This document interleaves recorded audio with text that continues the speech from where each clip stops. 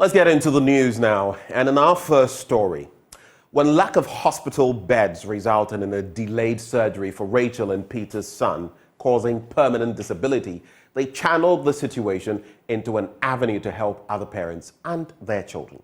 Their son, who's unable to walk now, is also part of the move. Here's the touching story put together by Hannah Odame.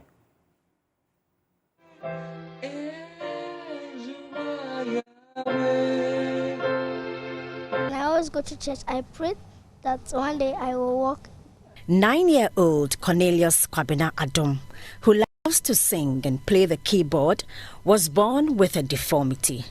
Diagnosed with spina bifida from birth, his parents got a shock when they were told their son may not be able to walk if a repair surgery was not done on him in the first 14 days of his life. They came for assessment and they were telling us the surgery too, sometimes after doing it, it's either sometimes you will lose the lower limbs and other things, so it wasn't easy. It wasn't easy for both of us and the family, but we tried our best to trust and pray. Spina bifida can happen anywhere along the spine if the neural tube does not close all the way. When this happens, the backbone that protects the spinal cord doesn't form and close as it should. Rahel Adom, mother of Cornelius and a nurse, read all about this illness and knew about the consequences, and so she quickly gathered the 3,000 cedis needed for the surgery before the ultimatum given by the doctors expired. But getting a bed at the Kolibu Teaching Hospital for the surgery became the bane. After waiting for a month, he had a blood infection which had to be treated first. When that was done and the repair surgery was about to be conducted, it was too late and Cornelius was left with no luxury of walking. All the doctors could do was close the bulge at his back and a shunt placed in his skull to prevent his head from becoming enlarged, as well as to prevent fluid from retaining in his head. At the end of the day, he survived, and I think from so 7 months we have been going for reviews. And Cornelius was doing perfectly well because we were trusting God. So I think from day one after the surgery, we have been communicating to him. Before he will even be born, the father named him Cornelius. So I even speak to Cornelius, you are going to be great. Because Cornelius in the Bible was a great man. He was an army commander. So no matter whatever you are going through, you will survive. After experiencing the dire circumstances under which parents situations face, Rahel and her husband founded the Challenged Children Foundation to aid children and parents alike. We have the cerebral palsy, the autism, then disability to those who cannot walk like Cornelius, yes. But the autism and cerebral palsy are more. So how are you taking care of all of them? By the grace of God. We manage. My husband and the family have to cut down our expenses and come down to help them. Sometimes I buy rice in bulk, we buy things in bulk, then we share for them. Sometimes I just, let's have a food bazaar or whatever. We cook, then they come around to eat, and we package some for them. And my husband was so understandable when I told him that, why don't you set a foundation to help, so that when we legalize it, people will come on board. Probably where our strength cannot reach, with one family and friends, we can come together. Usually, it is thought the fathers aren't that supportive when such incidences happen. But Peter Dramina Adom, father of Cornelius, is different. When we started sending him to VCO, it's only the women who bring the children. No man. But sometimes I go with them. So it is then I realized that it is the women who are suffering, who are taking care of a child. All the men, you don't see them around. So now that you have seen it, what have you got to tell them? Oh, I'm telling the men that they don't have to abandon the children. It is not their fault. So they have to at least love them, do whatever they can to support them. Mm-hmm. Cornelius, who desires to visit the Great Wall of China, says though his back always aches, he's grateful to his friends and family who always make him happy. I did not know why I could not walk, so I decided to encourage myself by playing the keyboard. And I also decided to encourage others that if I can make it, all of the disability people can make it. And I believe that they can make it and make it well. Say hello. Rahel has dedicated her life to helping children with disability enjoy the good things of life. And Mr. Adum wants everyone to know that disability is not a curse. It's not easy taking care of such children. It takes both the two. You have to be behind the women, support them, and then make sure that they will have a better life. We give you glory, Lord, as we honor you. Hannah Odami for JoyNews. Wonderful. You are worthy, oh Lord. You are wonderful. Now, the Emir and missionary in charge of the Ahmadiyya Muslim mission at Ghana, Al-Hajj Maulana Noah Mohammed bin Salih, is worried about how frequent changes in government hamper effective implementation of educational policies. Speaking at the 6th congregation of the Nusrat Jahan College of Education, he said the rapid expansion, changing paradigm of teaching and learning, as well as limited resources, have led to declining quality of education in the country. Rafiq Salam was at the congregation and now reports. The 6th congregation of the Nusrat Jahan Ahmadiyya College of Education was held on the theme Quality Inclusive Education, the role of the new Bachelor of Education teacher. Amir, a missionary in charge of the Ahmadiyya Muslim mission in Ghana, Alhaji Maulana Noor Mohammed bin Salih, averred that education is undoubtedly the biggest instrument for not only academic progress but for social mobilization as well as political survival and the effective national development of the country. He therefore called on all stakeholders, including teachers, parents, and community members, to work closer to achieve that agenda. Maulana Noor Mohammed bin Salih, who also doubles as the chairman of the Governing Council of Nusrat Jahan Ahmadiyya College of Education, noted that frequent changes in the educational structures and policies as and when there is a change in government do not allow the successful implementation of educational policies. Rather, Chicle deals a deadly blow to sustainable consolidated standards in education. Frequent changes in educational structures and policies as and when there is a change in government do not allow the successful implementation of educational policies. Rather, it cheekily deals a deadly blow to sustainable consolidated standards in education. This synthesis, distinguished ladies and gentlemen, is deduced from the fact that rapid expansion, changing paradigms of teaching and learning, as well as limited resources, have often led to the declining quality of education in many countries, and we therefore must be wary of this. The Nusrat Jahan Ahmadiyya College of Education was established in 1982. The college has a distinction of being one of 15 institutions designed in 2007 to offer specialized training in technical, science, and mathematics. It is also one of the few colleges in the country that admits visually impaired students, training them to be educators. Acting principal of the college, Abdul Mumin Abdulaziz, extolled the successes chalked by the college over the years, lacing it with challenges which included stalled infrastructure projects impeding conducive teaching and learning. After the initiation of this project in 2008,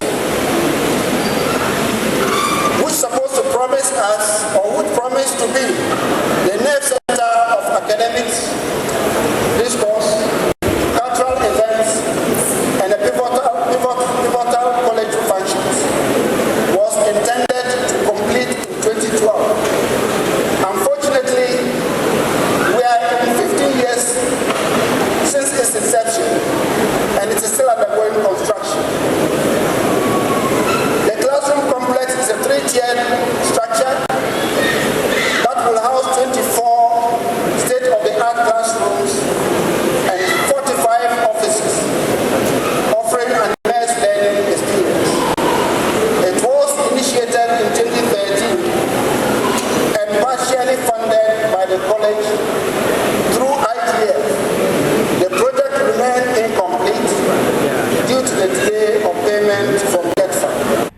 Osujan Minister Dr. Hafiz bin Sali expressed worry over the poor training of teachers, which has resulted in their inability to impact on the lives of the pupils in their classes. It is sad to know that some teachers in our classrooms are poorly trained and therefore cannot positively impact the lives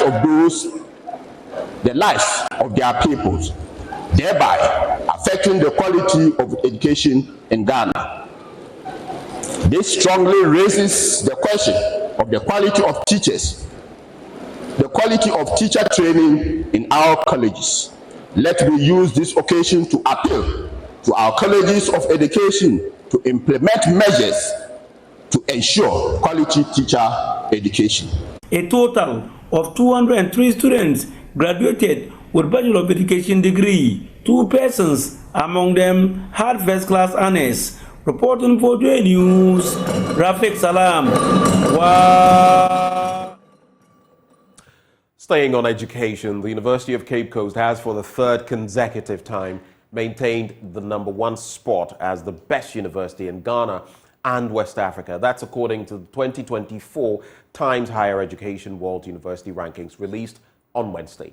At a news conference at the university, Vice-Chancellor of that institution, Professor Johnson Nyako said the university would work to sustain the gains made so far. Richard Kwejunyako has more in this report. Ladies and gentlemen, I'm delighted to announce that this year too, the University of Cape Coast has retained its position as the top most ranked university in Ghana and West Africa, and among the top 10 universities in Africa, particularly taking the position of 7 among the African universities. Vice-Chancellor of the University of Cape Coast, Professor Johnson Nyako announcing the 2024 Times Higher Education World University Rankings at a news conference at the university shortly after the rankings were released on Wednesday. UCC has also maintained its position as one of the leading research-intensive universities globally.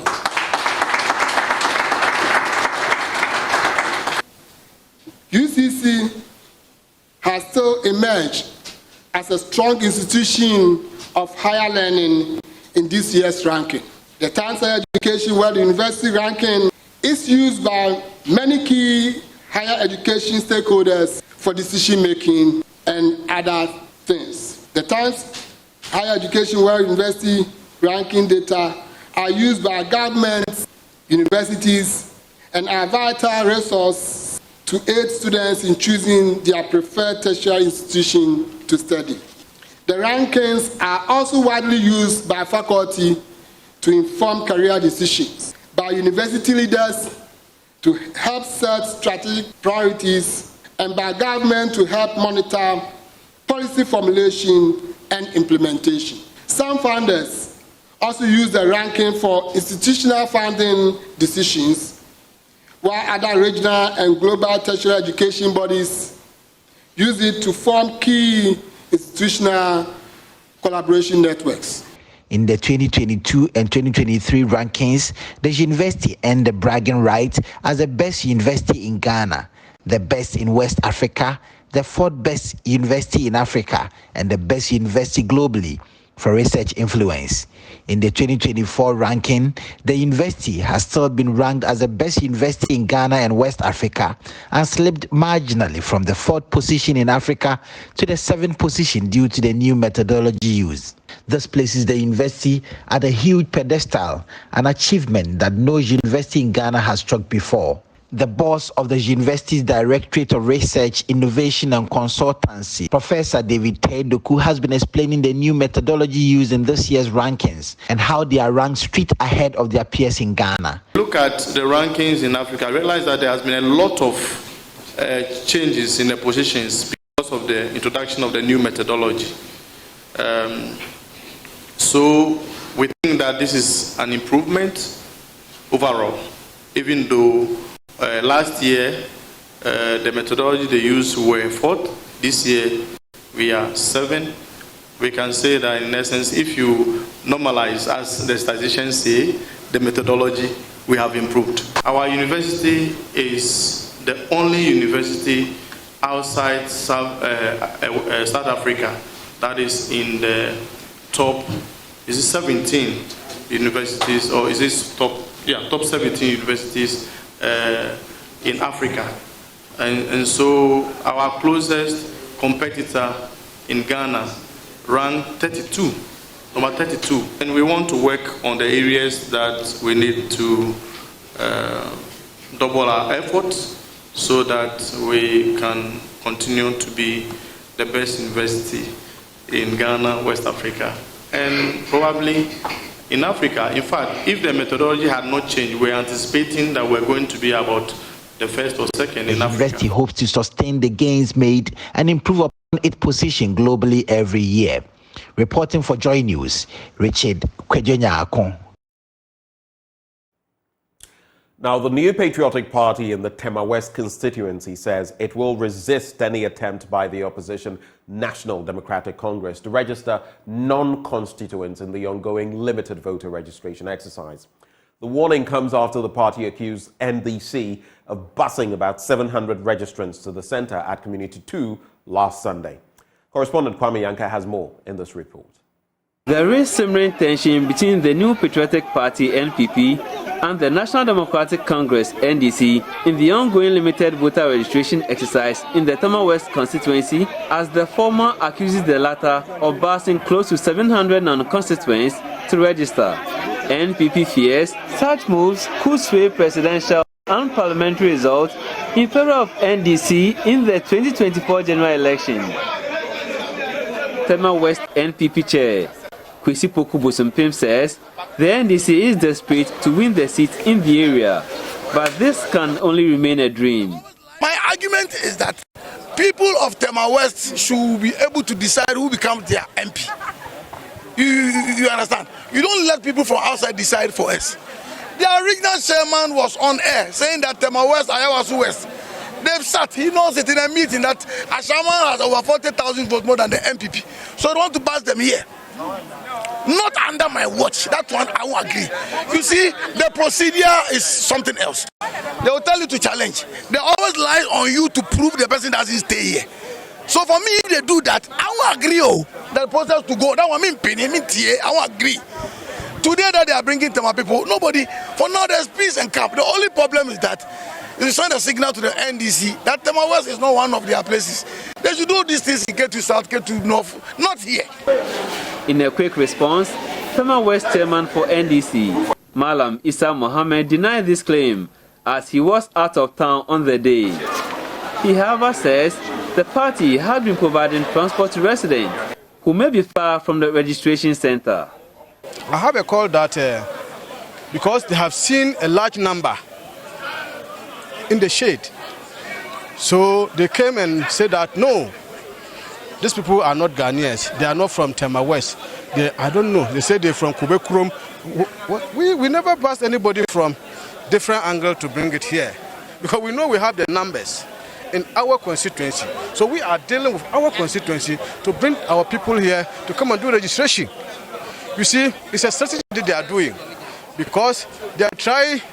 If not, how can the so-called national security can come and block the EC people not to do their work? Can you imagine? Unless the police to intervene before they will allow the people to do their work. It's unfortunate. By me, it's God, only God that make me that day. I am not in town.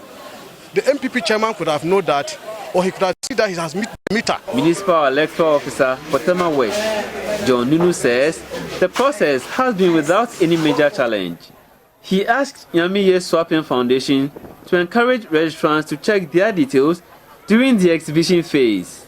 I was called and I rushed to the office. When I came, in fact, there were a lot of people under the shed who were ready for registration. But I understand the MPP guys were saying that the people that came were not residents of Tema West, and therefore they are not going to allow them to register. In fact, it became a banter between NPP and NDC. But through the assistance of the police, we were able to calm them down, and we explained to them that per the registration rules, you cannot prevent anyone from registering. Meanwhile, founder and president for Nyamiye Swapim Foundation, Robert Richard Swapim, has called for calm to ensure the registration exercise ends peacefully.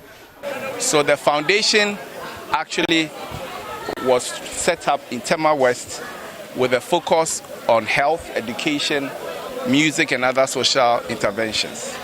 So basically, to answer your question, yes, we are here to call for peace and calm. But as we all know, you do not go to the chief palace empty-handed. So coming here, we've taken it upon ourselves to ensure that at least everybody here is going to be having a hot meal, of course with a dessert, ice cream as a dessert, right? Then after, water and the others that will make a complete meal. Robert Richard Swapim urged residents in the queue to ensure they are registered to enable them exercise their constitutional rights. Kwame Yankesh reports for JoyNews.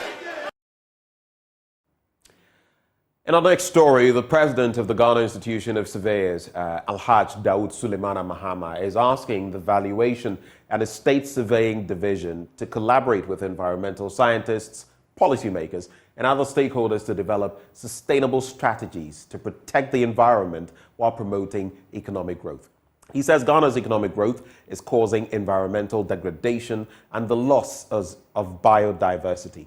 Alhaj Dawood Suleimana Mahama made this call at the 2023 annual conference of the VES. Theme of the conference, Sustaining National Asset, the Environment and VES Profession in Perspective, is aimed at building the capacity of surveyors on the ongoing Green Building Training Program. Alhaji Dawood Suleimana Mahama said VES must adopt a holistic approach that considers not only the market value asset, but also a long-term sustainability of the environment. In this context, the role of evaluation and estate surveyor becomes even more important. We must adopt a holistic approach that considers not only the market value of assets, but also the long-term sustainability of the environment in which these assets are placed.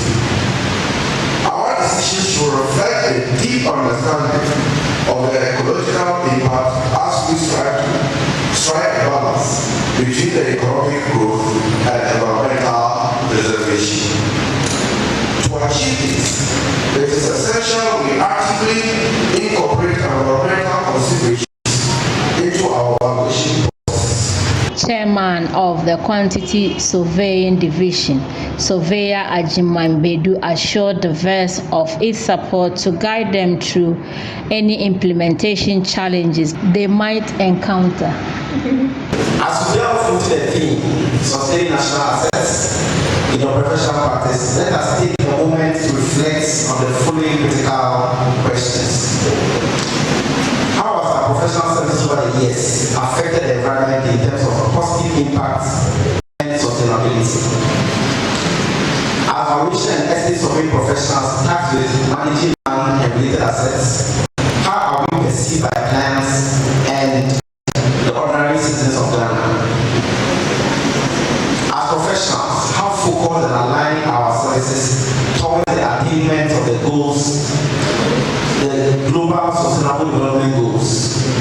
In answering these questions, it is imperative that we strike a balance between the socio-economic demands placed on us as professionals and our unwavering commitment to upholding ethical values that underpin the sustainability of our national assets. The Northern Regional Minister Sani Alhassan Shaibu said to develop a country, Ghanaians must be conscious of preserving their national assets. The theme for this year's conference, Sustaining National Assets, the Environment and Evaluation of estate surveying profession in perspective wouldn't be more appropriate given our current dispensation where we are gradually losing our national assets due to our poor maintenance culture.